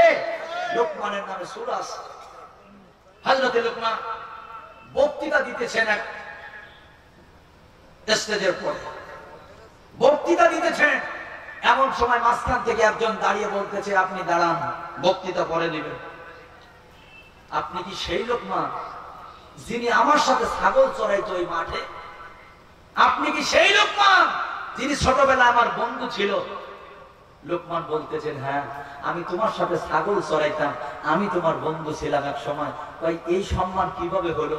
আজকে লক্ষ লক্ষ মানুষ তোমার আলোচনা শোনার জন্য দূর দূরান্ত থেকে ছুটে আসে। আমি সেই রাখালি থেকে গেলাম, আর তুমি লোকমান, তোমার সম্মান এত বেশি হলো। এর কারণটা কি? লোকমান কয় 2টা কারণে। জোরে বলেন কয় কারণ? আরো জোরে কয়। লোকমান বলে 2 কারণে হলো। মুসলমান বন্ধুরি, হযরতে লোকমান নবী না, তারপরে হযরতে লোকমান আলাইহিস সালাতু ওয়াস সালামের একটি কথা আল্লাহ পাকের দরবারে এতটাই পছন্দনীয় যে আমরা তো আমাদের সন্তানদেরকে ডেকে বলি, বাবা মাস্তানি করা যাবে না, গুন্ডামি করা যাবে না, খারাপ ছেলেদের সাথে মেশা যাবে না, অমুক পাড়ায় যাবে না, মদ গাঁজা খাওয়া যাবে না। কিন্তু লোকমান তার ছেলেকে ডেকে বলেছিল, ইন্না শিরকা লাযুলমুন আযীম, সন্তানদের কখনো আল্লাহর নামে শিরকি করবা না। কি করবা না? কোন? তার সন্তানকে শিখাইছিল শিরকি করবা না, কারণ শিরকি হলো সবচেয়ে বড় জুলুম। জোরে জোরে বলেন কথা ঠিক কিনা? আজকে আমাদের সমাজে সেই শিরকি আছে না নাই? সবাই বলেন আছে না নাই? শিরকি আছে কিনা? যদি পারেন একটু কুমিল্লাতে যান, যদি পারেন একটু নোয়াখালীতে যান। অথচ আমাদের এই উত্তর, আমাদের এই দক্ষিণবঙ্গে অনেক জায়গাতে আছে খাজা বাবা, কাজা বাবা, পাগলা বাবা, ন্যাংটা বাবা, সলেমান বাবা, বাবারে বাবা, ওরে বাবা, বলুন তো আছে না নাই? আছে, আছে, আছে। কি অবস্থা! বাপরে খাইতে দেয় না, মারে খাইতে দেয় না। যেই ওরস আসে দেখবেন মুরগি একটা নিয়ে, ছাগল একটা নিয়ে পীর বাবার দরবারে চলে যায়, যে পীর বাবারে যদি আমি সন্তুষ্ট করি মনে হয় আল্লাহ জান্নাত পাবো। জোরে বলেন কথা ঠিক কিনা? শুনে রাখেন, বাবা আমার মনে কষ্ট দিয়ে, মা বাবার চোখের পানি ঝরিয়ে পীর বাবাকে ছাগল আর মুরগি দিয়ে তুমি সন্তুষ্ট করাইতে চাও, এর মতন ভণ্ডামি, এর মতন বুকামি আর পৃথিবীর জমিনে হইতে পারে না। কথা বলো ঠিক কিনা? আবার দুই একজন গান গায়, এরকম আছে কিনা কোন? বাবা তোমার দরবারে সব পাগলের মেলা। কথা বলে ঠিক কিনা? হরেক রকম পাগলের সেনায় জমে যায় মেলা। বাবা তোমার দরবারে সব পাগলের খেলা। বছর সূচি চৈত্র মাসে তখন বাবার শ্বাসে হাজার হাজার পাগল সে মিলে যায় মেলা। হাজার হাজার পাগল সে মিলে যায় মেলা। বাবা তোমার দরবারে সব পাগলের খেলা। বলুন ঠিক কিনা? কিন্তু লুকমানের নাম কোরআনে কেন আসলো? যে তার ছেলেকে বলেছেন বাবা সব করবা, আল্লাহর নামে শিরকি করবা না। আপনাদের এলাকায় কোনো শিরকি টিরকি আছে নাই? আছে, আছে। হয়তো সংসারে দুই একটা আছে, দেখবেন কারোর সাথে মাথায় যদি একটা ঘাই লাগে তো আরেকটা দেন না, সিং উঠতে বলে কিনা কম? বলে, বলে কিনা? আমার বন্ধু মসজিদের ভিতরে মাথায় টাক লাগলে আরেকটা দেন, সিং উঠতে পারে মসজিদের ভিতরে। শুধু তাই না, আমার দেশের মা বোন গুলা এরা এতটাই মানে কি নরম মনের মানুষ। আমার ভাইজান দেখবেন মা বোনের একটু মান্নত বেশি করে। কারো যদি মুরগির অসুখ হয় দু এক সময় ছাগলও মান্নত করি বসে, ঠিক কিনা কম? এই জন্য আমি আমার মা বোনদের জন্য আজকে একটি আলোচনা করব সূরাতুত তাহরিম। বলুন তো কোন সূরা? সূরা তাহরিমের ভিতরে আল্লাহ পাক 4 জন মহিলার কথা বলেছেন। এই 4 জন মহিলার থেকে যদি কোন মহিলা শিক্ষা নিতে পারে তাদের জান্নাতের জন্য চিন্তা করা লাগবে না। জোরে কোন সুবহানাল্লাহ। কয়জন মহিলার কথা বলছেন? 4 জন মহিলার কথা বলছেন। আমার বন্ধুগণ, এই 4 জন মহিলা সম্পর্কে আল্লাহ বলেন দরাবাল্লাহু মাসালা লিল্লাযিনা কাফারু ইমরাআতা নূহি ওয়া ইমরাআতা লূত। একজন হলো লূত আলাইহিস সালাতু ওয়াস সালামের স্ত্রী, আর একজন হলো নূহ আলাইহিস সালাতু ওয়াস সালামের স্ত্রী। প্রথমে এই দুই জনের থেকে মহিলাদের শিক্ষা নিতে হবে। একটা বলে নেই, লূত আলাইহিস সালাতু ওয়াস সালামের স্ত্রী, তার একটা বদ অভ্যাস ছিল ঘরের কথা পরের বলা। বলুন তো কি অভ্যাস? সবাই বলেন, ঘরের কথা পরের বলা। এই অভ্যাস লূত আলাইহিস সালাতু ওয়াস সালাম নবী হয়ে বন্ধ করতে পারেন নাই, যার কারণে আল্লাহর নবীর স্ত্রী হয়েও ওই লূত আলাইহিস সালাতু ওয়াস সালামের স্ত্রী জাহান্নামে যাওয়া লেগেছে। আচ্ছা বলুন তো, ঘরের কথা পরের বলা এই রকম অভ্যাসওয়ালা মহিলা আমাদের সমাজে কিছু আছে না? না আছে, আছে। আপনাদের এদিকে মনে হয় নাই? আছে, কয় সব জায়গায় আছে।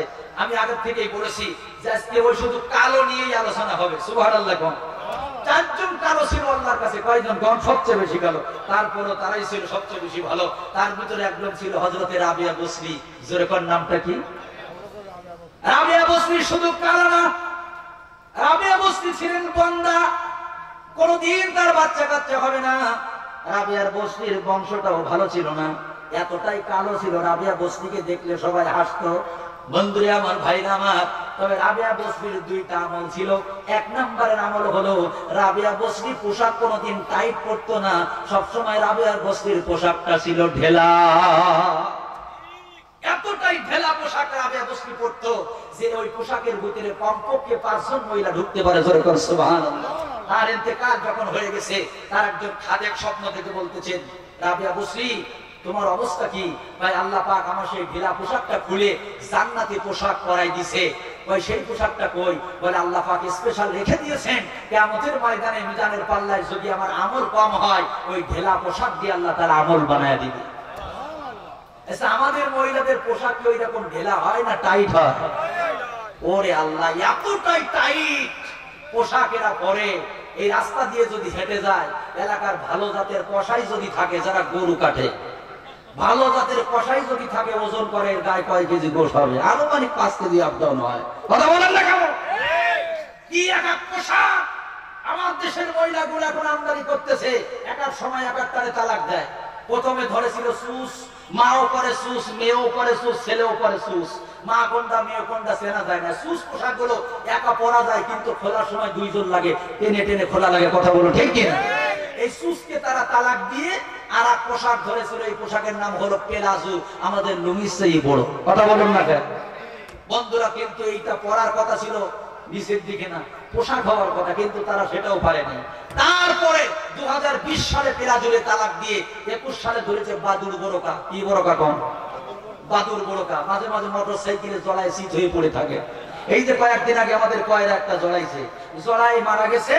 ওর মা এসে কাঁদতেছে, ওরে আল্লাহ, ওর মরণ ওইভাবে লেখা ছিল, ওর মরণে বাদুর বোরকা লেখা ছিল।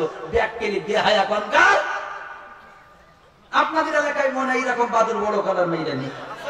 আছে আছে? তাহলে তো ওয়াজ করা লাগবে, ঠিক কিনা? কম আসেন বলতেছি। মুসলমান বন্ধুরা আমার, বলতেছিলাম হযরত লোকমান, আল্লাহ রাব্বুল আলামিন লোকমানকে এত সম্মান দিয়েছিলেন, এত ইজ্জত দান করেছিলেন। সাধারণ মানুষের নামটা কুরআনুল কারীমে আল্লাহ তাআলা সূরা হিসেবে ঘোষণা করে দিলেন। লোকমানকে বলা হলো, লোকমান রে, কি এমন আমল করেছিলে তুমি লোকমান, একটু বলো না, যার কারণে তোমার সম্মান এত বেশি হয়ে গেল? হযরত লোকমান বলেছে, আমার আমল বেশি না, আমল হলো দুইটা। জোরে বলুন কয়টা? লোকমান বলে আমল হলো দুইটা। এক নম্বর আমল হলো, আমার এই জবান দিয়ে আমি কখনো মিথ্যা কথা বলি না।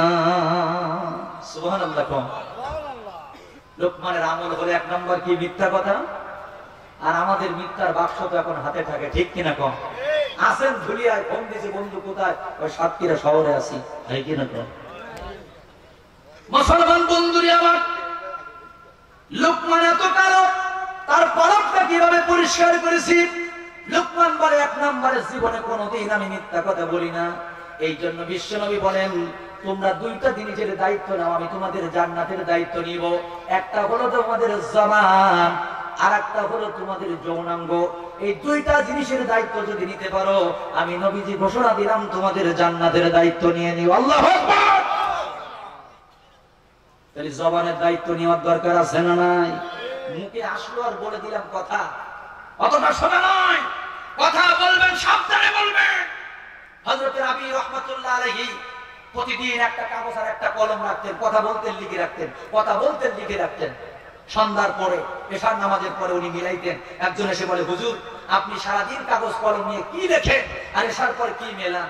উনি বলেন, সারাদিন যদি 100টা কথা বলি আমি লিখে রাখি, এশার পরে মিলায় দেখি এই কথার ভিতরে কয়টা গীবত আছে, এই কথার ভিতরে কয়টা মিথ্যা কথা আছে, এই কথার ভিতরে কয়টা মানুষের নিয়ে পরনিন্দা আছে। কারণ এই কথার কারণে কিয়ামতের ময়দানে মানুষ বেশি জাহান্নামে যাবে। কথা বলেন ঠিক কিনা? এই জন্য হযরত উমর জিহ্বা ধরে পাকায় আর বলে ছিঁড়ে ফেলবো, কারণ গুনাহ করার জন্য প্রথম ভূমিকা রাখে হযরতে মানে কি জিহ্বা। জোরে জোরে কর নাউজুবিল্লাহ। এজন্য আমার দেশের প্রধানমন্ত্রী উনি প্রতিদিন সকালবেলা কোরআন তেলাওয়াতের মাধ্যম দিয়ে সারাদিনের কার্যক্রম শুরু করেন। উনি বারবার মক্কা মদিনায় গেছেন। উনি দেখবেন আমার মুসলমান ভাইয়ের একটি কথা বলতে গেলে কথা খুব কম বলে, আবার হয়তো হিসাব করে বলে। তার কথার বিরুদ্ধে অতটাই ভুল পাওয়া যায় না, যতটাই ভুল পাওয়া যায় তার নিম্ন শ্রেণীর কিছু মানুষের হঠাৎ করে বলে থাকে যে রাষ্ট্র ধর্ম ইসলাম থাকবে না। মুসলিম সমাজে বসবাস করে, মুসলমান মায়ের দুধ পান করে, মুসলমানের সুন্নাত মাথায় নিয়ে যদি রাষ্ট্র ধর্ম ইসলামকে বয়কট করতে চায়, আমরা বলি বয়কট তুমি হতে পারো, ইসলাম বয়কট হবে না। বঙ্গবন্ধু শেখ মুজিবুর রহমান, ওনার কথা সেটা বলা থাকতো ইনশাআল্লাহ। যতদিন পর্যন্ত ইনশাআল্লাহ ছিল, ততদিন পর্যন্ত মানুষের জনপ্রিয়তা তার আকাশচুম্বী ছিল। কিন্তু একটি কথা মনে রাখবেন, আজ যারা ইনশাআল্লাহ বলে মত দিয়েছেন, শুরুতেই বিসমিল্লাহ রাখতে চায় না, সংবিধানে বিসমিল্লাহ পছন্দ করে না, খোদার কসম আল্লাহ বলে আল্লাহর জমিনেও আল্লাহ তোকে দেখতে চায় না। বলে বলেন কথা ঠিক কিনা? এজন্য কথা বলতে গেলে খুব হিসাব করে বলতে হবে, লাগাম দিয়ে কথা বলতে হবে। যার মুখে সেটা বলা যাবে কোন? বিশ্বনবী সাল্লাল্লাহু আলাইহি ওয়াসাল্লামকে আল্লাহ পাক বলেছেন, ইন্না আরসালনাকা শাহিদান নবী আপনাকে সাক্ষী হিসাবে পাঠানো হয়েছে। জোরে বলেন কি হিসাবে পাঠানো হয়েছে? সাক্ষী করে পাঠানো হয়েছে। বন্ধুরা আমার সাক্ষী হলো দুই প্রকার। জোরে বলেন কয় প্রকার? একটা হলো আলামতের সাক্ষী, আর একটা হলো চাক্ষুষ সাক্ষী। যারা আলামত দেখে সাক্ষী দেয় এটা হলো আলামতের সাক্ষী, আর যারা বাস্তব দেখে এটার নাম হলো চাক্ষুষ সাক্ষী। আদম আলাইহিস সালাম থেকে নিয়ে শুরু করে নবী ঈসা পর্যন্ত সব নবীরা হলো আলামতের সাক্ষী। আদম নবী আলামতের সাক্ষী, ঈসা নবী আলামতের সাক্ষী, মুসা নবী আলামতের সাক্ষী। শুধুমাত্র আপনার আমার নবী বাস্তব, আমার ভাইজান দেখেছেন, এই জন্য ওনাকে চাক্ষুষ সাক্ষী বলা হয়। যেরকম সুবহানাল্লাহ বলবেন হুজুর আপনার আমার নবী চাক্ষুষ সাক্ষী কিভাবে হলো? আল্লাহ রাব্বুল আলামিন নবীজিকে মেরাজে নিলেন। আমরা দেখতেছি রাত্রি বেলা মেরাজে গেছেন, ফজরের নামাজ পড়েছেন। না না, এই সময়ের ভিতরে 27 বছর কেটে গেছে। জোরে বলেন কত বছর? 27 বছর কেটে গেছে। আল্লাহ পাক বলেন নবীজি জান্নাত দেখবেন, জাহান্নাম দেখবেন, ফুলসিরাত দেখবেন। নবীজি আপনি সিদরাতুল মুনতাহা দেখবেন। সবকিছু আল্লাহ রাব্বুল আলামিনের পক্ষ থেকে আজকে আপনি দেখবেন। সুদখোরের আযাব দেখবেন, ঘুষখোরের আযাব দেখবেন, জিনাখোরের আযাবগুলো দেখবেন। দুনিয়ার জমিনে কাফের বেঈমানেরা যখন আপনার কাছে জিজ্ঞাসা করবে জান্নাতের কথা, বলেন আপনি কি জান্নাত সচক্ষে দেখেছেন? আপনি বলবেন আমি সচক্ষে না দেখি বলি না, কারণ আমি নবী হলাম চাক্ষুষ সাক্ষী। বলুন সুবহানাল্লাহ। এরা যখন জাহান্নামের কথা শুনবে আপনি বলবেন আমি সচক্ষে দেখেছি। তারপরে তোমাদেরকে বলতেছি সিদরাতুল মুনতাহা দেখেছি। তারপরে আমি বলতেছি সব নবীরা ছিল আলামতের সাক্ষী, আর আপনার আমার নবী ছিল চাক্ষুষ সাক্ষী। যেরকম সুবহানাল্লাহ। এজন্য 35 বছর একটা সার্টিফিকেট পেয়েছিলেন আল আমিন। রাসূলের মতো সত্যবাদী আর পৃথিবীর জমিনে কেউ ছিল কোন? জোরে বলেন ছিল? ছিল কোন? ছিল না। আমার ভাইরা অবাক হয়ে যাবে। বিশ্বনবী যখন মেরাজ থেকে আসলেন, কিছু মুনাফিক কাফের একসাথে হয়ে রাসূলের কাছে প্রশ্ন করলো, বলেন তো বাইতুল মুকাদ্দাসের জানালা কয়টা? একজন বলল বাইতুল মুকাদ্দাসের সিঁড়ি কয়টা? আরেকজন বলল বাইতুল মুকাদ্দাসের দরজা কয়টা? নবীজি বলে ফাজাল্লাল্লাহু লি বাইতুল মুকাদ্দাসি ফাতাফিতু উখবিরুহুম আন আয়াতি ওয়া আনা আনজুর। আমি চিন্তায় পড়ে গেলাম কি বলবো। ইতিমধ্যে হযরত জিবরাইল ভিডিও ক্যামেরা নিয়ে আসলেন। যেরকম সুবহানাল্লাহ। আজকের অনেকগুলো ভিডিও হচ্ছে জিবরাইল আলাইহিস সালাম ভিডিও ক্যামেরা নিয়ে উপস্থিত। নবীজিকে ডেকে বলেন ইয়া রাসূলুল্লাহ চিন্তা করবেন না, এই ভিডিও ক্যামেরার ভিতরে বাইতুল মুকাদ্দাস মসজিদের ছবিটা আমি উঠিয়ে ধরবো। ওরা যখন আপনার কাছে জানালার কথা জিজ্ঞাসা করবে আপনি দেখে দেখে জানালার কথা বলে দেবেন। দরজার কথা যখন জিজ্ঞাসা করবে দেখে দেখে দরজা আপনি বলে দিবেন। যখন সিঁড়ির কথাগুলো জিজ্ঞাসা করবে আপনি দেখে দেখে বলে দেবেন। আপনাকে মিথ্যাবাদী বানানোর মতো কোনো সুযোগ যেন ওরা না পায়। যেরকম সুবহানাল্লাহ।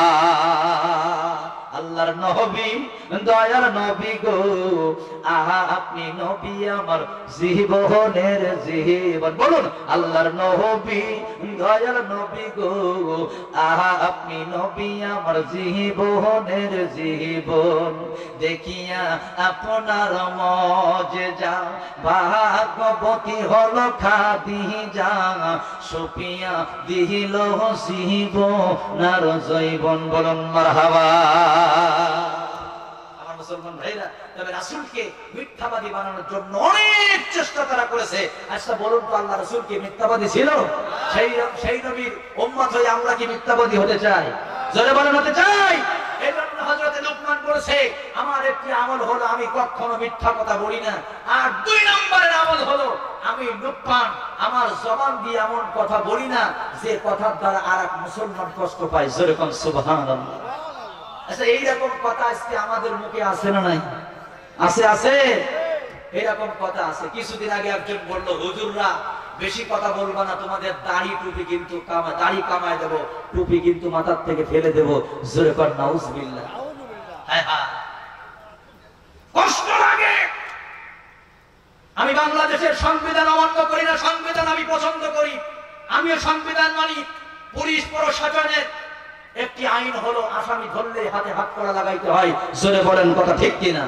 তবে কষ্ট হলো একটি জায়গায়, ওই চিত্র জগতের নায়িকা পরিমণিকে যখন ধরা হয় পরিমণের হাতে হ্যান্ডকাপ ওঠে না। অনেক বড় বড় ক্যাসিনো লিডারদের ধরা হয়, হাতে হ্যান্ডকাপ যায় না। অনেক বড় বড় হোটেলের মালিকদের ধরা হয় লুচ্চামি করার কারণে, তাদের হাতে হ্যান্ডকাপ আমার সাথে নেওয়া হয়। শুধুমাত্র দেখেছি ছোট থেকে বড় কোন আলেমকে যখন ধরা হয়, খোদার কসম দিয়ে বললাম, সঙ্গে সঙ্গে হাতে হ্যান্ডকাপ লাগানো হয়। কথা বলেন ঠিক কি? একটু চিন্তা করেন, এই হাত দিয়ে কতটা বুখারী শরীফের পাতা উল্টেছে, এই হাত দিয়ে কতটা মুসলিম শরীফের পাতা উল্টেছে, এই হাত দিয়ে কোরআন শরীফের অক্ষরগুলো কিভাবে তারা দেখে দেখে এইভাবে পড়েছে। আপনি চিন্তা করেন, পরিমণির হাতে জেলখানা থেকে মেহেদি বের হয়, পরিমণি বিস্কিট খাইতে খাইতে বের হয়, আর যদি সেই দেশে আলেমের হাতে হ্যান্ডকাপ ওঠে, যারা অপরাধী তাদের শাস্তি আমরাও কামনা করি, কারণ আলেম নামে জালেম যারা, তাদের শাস্তি অবশ্যই দিতে হবে। কথা বলেন ঠিক কিনা? তবে বিনা কারণে এই হাতে যদি হ্যান্ডকাপ ওঠে, খোদার কসম কিয়ামতের ময়দানে এই হ্যান্ডকাপের জবাব দেওয়া লাগবে। জোরে বলেন কথা ঠিক কিনা? সুলতান আওরঙ্গজেব, জোরকর নামটা কি? সুলতান আওরঙ্গজেব উনি রাস্তা দিয়ে আসতেছেন, এমন সময় তাকিয়ে দেখে একজন আসামির পাঞ্জাবির উপরে দড়ি বাঁধা। উনি বলতেছেন, এই বেটা দড়ি খোল। বলে, হুজুর এ তো মুসলমান নাই, তো শিখ, এ দাড়িও লম্বা রাখে, মোছও লম্বা রাখে, এ তো শিখ। ও ঠিক আছে, তাই তো, তবে রাসূলের পাঞ্জাবি তো সে গায়ে দিয়েছে, হতে পারে বিধর্মী, তারপরে রাসূলের পাঞ্জাবিকে সম্মান করা যাবে না, পাঞ্জাবির থেকে দড়ি করে হাতে বাঁধ। জোরে বল সুবহান। সেদিন সুলতান আওরঙ্গজেব বলেছিল, এই বেটা ঠিক, তুই এখনো তওবা কর, তোর এই মোছগুলো ছোট কর, তোর চুলগুলো একটু খাটো কর, আর তুই এইভাবে করে আর অন্যায় করিস না, আমি তো সুপারিশ করব। উনি বলেছিল, আমার জীবন দিতে পারি, তবে জাতীয় পোশাক আমি ছাড়তে রাজি না। একজন শিখ যদি জাতীয় পোশাক ছাড়তে রাজি না হয়, আজকে আমরা মুসলমান, আমাদের কষ্ট লাগে। আজকে জাতীয় পোশাকের যদি অপমাননা হয়, এই টুপি যদি কুত্তার মাথায় ওঠে, কোন মুসলমান এটা মেনে নিতে পারে না। কথা বলো ঠিক কিনা? এটা জাতীয় পোশাকের অপমান করা হয়। যে বা যারা করেছে, আমি তাদেরকে বলবো, এগুলা করবেন না, এগুলা করবেন না। কারণ মাস্ক পরে করোনা হয়তো তাড়ানো যাবে না, ভ্যাকসিনের মাধ্যম দিয়ে করোনা তাড়ানো যাবে না, এদেশ থেকে মাহফিল বন্ধ করে করোনা তাড়ানো যাবে না। করোনা যদি চালাইতে হয়, আল্লাহ রাসূলের আদর্শ আমাদেরকে বাস্তবায়ন করতে হবে। জোরে বলুন কথা ঠিক কিনা? এজন্য আমার মুসলমান ভাইরা, বলতেছিলাম কিয়ামতের ময়দানে এক শ্রেণীর মানুষের চেহারাটা কালো হবে, আলকাতরার মতো কালো, এক শ্রেণীর মানুষের চেহারাটা চাঁদের মতো উজ্জ্বল হবে। জোরে জোরে কোন সুবহানাল্লাহ। আমি বলেছি কয়জন মানুষ কালো ছিল, কয়জন? মনে আছে তো? আপনাদের মনে আছে? মুসলমান বন্ধুরা আমার, বলতেছিলাম বাজার রাবিয়া বসরির কথা বলতেছিলাম, এতটাই কালো রাবিয়া বসরির। আমার মা বোনদেরকে একটি মেসেজ আমি দিয়ে গেলাম, মা গো, আল্লাহ রাব্বুল আলামিনের এই বান্দি রাবিয়া বসরি, তার একটি আমল এমন ছিল, হাসান বসরি যখন তাকে বিয়ের প্রস্তাব দিয়েছে, রাবিয়া বসরি বলেছিল, আমি তোমার সাথে বিয়ে করতে পারি, একটি কথা তুমি আমার বলো না, আল্লাহ পাক আমার আমলনামা ডান হাতে দিবে না বাম হাতে দিবে? রাবিয়া বসরির ইন্তেকাল হয়ে গেছে, কবরের ভিতরে ফেরেশতারা বলতেছে, মার রব্বুকা, তোমার রবকে? রাবিয়া বসরি মুস্কি মুস্কি হেসে বলে, দুনিয়ার জমিনে যে মাওলাকে কোনোদিন ভুললাম না, আর 3 হাত মাটির তলায় সেই আল্লাহরে ভুলে যাব, তুমি পাইছো কোথায়? জোরে বল সুবহানাল্লাহ। এ মিয়া ফেরেশতা, দুনিয়ার জমিনে যে আল্লাহকে কোনোদিন ভুলি নাই, আর 3 হাত মাটির তলায় সেই মাওলারে ভুলে যাব, তুমি ভাবলা কিভাবে? সুতরাং আমার রব হলো আল্লাহ। জোরে জোরে বল সুবহানাল্লাহ। এটা ছিল রাবিয়া বসরি নাম। আর আজকে আমাদের মহিলাগুলা দেখবেন, আমাদের মা বোনদের জন্য আমার খুব আফসোস লাগে। যদি বলবেন হুজুর কেন? আমার মুসলমান ভাইরা, মহিলাদের এতটাই জান্নাতে যাওয়া আল্লাহ সহজ করে দিয়েছেন, একজন পুরুষের জন্য কিন্তু এতটাই সহজ না। কথা বলো ঠিক কিনা? কিন্তু মহিলাদের 4টা আমলের কথা প্রত্যেক মসজিদের ইমামেরা, মাহফিলের বক্তারা বারবার করে বলতেছে, তারপরে কিন্তু মহিলারা বেশি বেশি জাহান্নামে যাবে। ওই যে লূত আলাইহিস সালাতু ওয়াস সালামের স্ত্রী হয়েও জান্নাতে যেতে পারে নাই, নূহ আলাইহিস সালাতু ওয়াস সালামের স্ত্রীকে নূহ আলাইহিস সালাতু ওয়াস সালাম নৌকায় নিতে চায়, আল্লাহ পাক বলেন, নবী সবাইকে নিতে পারবা, তোমার স্ত্রীকে নিতে পারবা না। কেন? তোমার স্ত্রীর একটা অভ্যাস হলো, সে তোমাকে বারবার ম্যাট বলে, পাগল বলে। কি বলে গন্ত? পাগল বলে।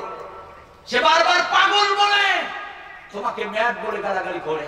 এজন্য নূহ আলাইহিস সালাতু ওয়াস সালামের স্ত্রীকে জাহান্নামে দেওয়া হবে, তাকে নৌকায় নেওয়া হয় না, এই কারণে যে বারবার করে বলতো, আমার স্বামীর ব্রেনের সমস্যা আছে, আমার স্বামী কিছু বোঝে না। আজকে আমাদের সমাজে কিছু কিছু মহিলারা এমন আছে, যারা বারবার করে বলে, তোমার ব্রেনের সমস্যা আছে। কথা বলো ঠিক কিনা? অনেক মহিলারা বলে। আমি একজন মা বোনদেরকে বলে গেলাম, মা গো, আইয়ু ইমরাতিন মাতাত ওয়াদাউ আনহা রাদিন দাখালাতিল জান্নাহ, কোন স্ত্রী লোক যদি ইন্তেকাল করে আর তার স্বামী যদি দুচোখের পানি ছেড়ে দিয়ে কাঁদে, ওই স্ত্রী লোক বিনা হিসাবে আল্লাহর জান্নাতে চলে যাবে। জোরে জোরে কোন সুবহানাল্লাহ, আর জোরে কোন সুবহানাল্লাহ। এজন্য মহিলারা মনে রাখবেন, স্বামী কি জিনিস আপনারা জানেন না, স্বামী যে কি জিনিস আপনারা জানেন না। আজকে আপনারা তো আল্লাহু আকবার, আপনারা পর্দার মান বাড়াইতে চান না, আপনারা কি মান, শরীরের মান বাড়াইতে চান। মনে রাখবেন, আপনাদের পর্দা হলো, আপনাদের মেকআপ হলো 5 ওয়াক্ত ওযুর পানি। জোরে কোন সুবহানাল্লাহ। কোন মহিলা যদি 5 ওয়াক্ত ওযুর পানি ব্যবহার করে, কোন মহিলা যদি স্বামীর মনকে খুশি করার জন্য ড্রেসিং টেবিলের ওখানে, আমার মুসলমান ভাইরা, কোন মুসলমান যদি, কোন মুসলমান স্বামী তার স্ত্রীকে দেখতেছে যে স্বামীকে খুশি করবে, সাজতেছে, আয়নার সামনে দাঁড়িয়ে সাজতেছে, যতক্ষণ পর্যন্ত সাজগোজ করবে স্বামীর জন্য, ততক্ষণ পর্যন্ত নফল নামাজের নেকি ওই মহিলার আমল নামায় এসে যাবে। জোরে জোরে কোন সুবহানাল্লাহ, আর জোরে কোন সুবহানাল্লাহ। মুসলমান বন্ধুরা আমার, বলতেছিলাম বন্ধুরে, 4 জন মানুষ পৃথিবীর জমিনে আল্লাহর কাছে সবচেয়ে ভালো ছিল। আমার ভাইরা, তার ভিতরে 2 নম্বর চলতেছে হযরত লোকমানের কথা। লোকমানের বাড়ির মালিক একদিন একটা বকরি জবাই করলেন। জোরে বলেন, কি জবাই করেছে? কি কি বকরি জবাই করে হযরত লোকমানকে বলতেছে, হে লোকমান, এই বকরির থেকে উত্তম 2 টুকরা গোশত তুমি নিয়ে আসো। লোকমান 2 টুকরা গোশত নিয়ে আসছেন, একটা হলো হৃৎপিণ্ড আর একটা হলো জিহ্বা। কিছুদিন পরে আরেকটা বকরি জবাই করে বলেছে, লোকমান, 2টা প্রিয় গোশতের টুকরা নিয়ে আসো। লোকমান ওই একই গোশতের টুকরা নিয়ে গেছে, হৃৎপিণ্ড আর একটা হলো জিহ্বা।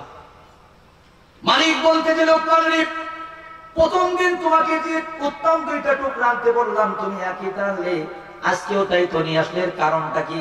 হযরত লোকমান বলেন, মালিক, এই ছাগলের শরীরের ভিতরে যে 2টা টুকরা আমি আপনার কাছে এনেছি, এই 2টা টুকরা যদি তার ভালো হয়ে যায়, তার পুরো বডিটাই হবে ভালো।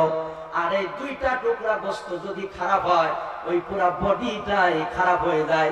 সুতরাং এই 2 টুকরাই গোশত হলো তার শরীরের ভিতরে উত্তম। নবীজি বলেন, ইন্নাল্লাহা লা ইয়ানজুরু সুওয়ারিকুম ওয়া আমওয়ালিকুম ওয়ালাকিন ইয়ানজুরু ইলা কুলুবিকুম ওয়া আমালিকুম। কোন কিছু আল্লাহ পাক তোমার দেখবে না, তোমার ভিতরে যে একটা গোশতের টুকরা, যেটার নাম হলো কলব। জোরে বলেন, এইটার নাম কি? এই কলবটাই আল্লাহ পাক দেখবেন। ওই কলবটাই যদি সুন্দর হয়, আল্লাহ রাব্বুল আলামিন বলেন, কিয়ামতের ময়দানে তোমার চেহারাটাই আমি আল্লাহ চাঁদের মতো সুন্দর করে দেব। একবার জোরে বলা যাবে কি সুবহানাল্লাহ? কষ্ট হচ্ছে না তো আপনাদের? তাকবীর দাও, লিল্লাহি তাকবীর, আর জোরে লিল্লাহি তাকবীর। একটু জিকির করেন, লা